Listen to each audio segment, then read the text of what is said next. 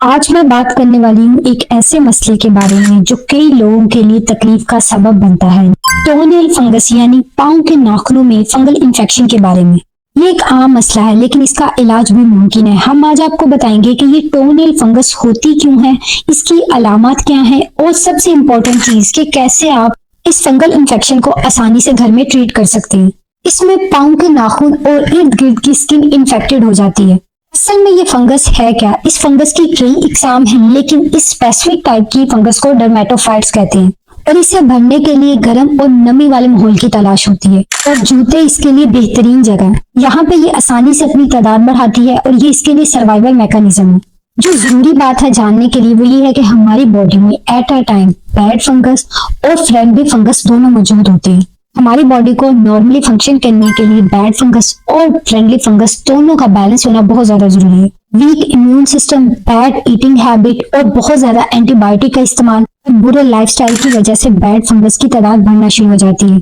अगर पाँव में ज्यादा देर तक नमी या पसीना रहता है तो इस फंगस की ग्रोथ बढ़ना शुरू हो जाती है। मुसलसल बंद जूते पहनना, पब्लिक शावर, स्विमिंग पूल जैसी जगहों पर फंगस के फैलने का खतरा ज्यादा होता है।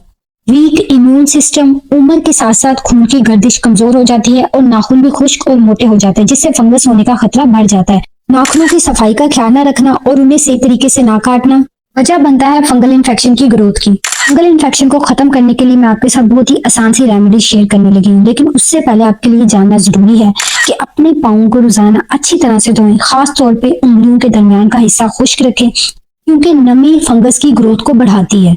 और अगर आप जराबे पहनते हैं तो कोशिश करें रोजाना अपनी जराबे चेंज करें और उनको साफ रखें।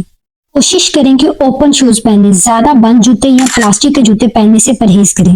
अगर आपको बार बार पाँव में पसीना आता है तो एंटी फंगल पाउडर का इस्तेमाल करें। अपने शूज और सॉक्स दूसरों के साथ शेयर ना करें।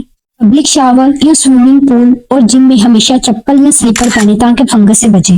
नेल्स की सफाई का ख्याल रखें और उन्हें बाकायदगी से काटें।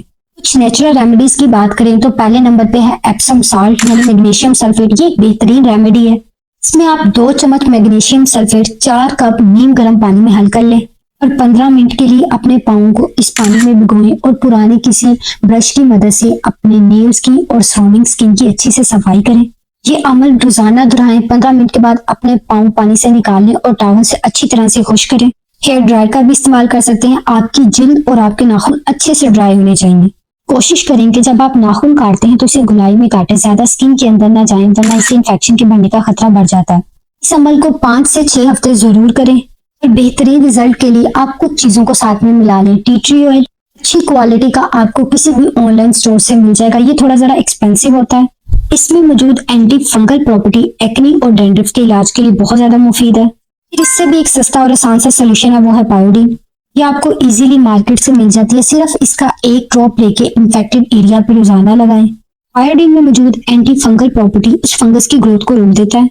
इस बात का आपको ख्याल रखना है वो ये है कि अपने पाँव को खुश्क रखें। रोजाना दिन में 10 से 15 मिनट के लिए धूप में जरूर बैठें। सनलाइट फंगस की ग्रोथ को बढ़ने से रोकती है। हाइजीन का ख्याल रखें। जूतों को धूप जरूर लगाएं। रोजाना नई और धुली हुई सॉक्स का इस्तेमाल करें। यहाँ पे इम्पोर्टेंट चीज है कि carbohydrate, added sugar, maida, vegetable oil in चीजों से परहेज करें क्योंकि ये चीजें फंगस की ग्रोथ को बढ़ाती है।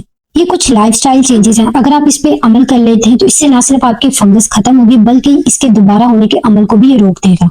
आज के लिए इतना ही। मिलते हैं अगली वीडियो में, तब तक अपना ख्याल रखें। अल्लाह हाफिज।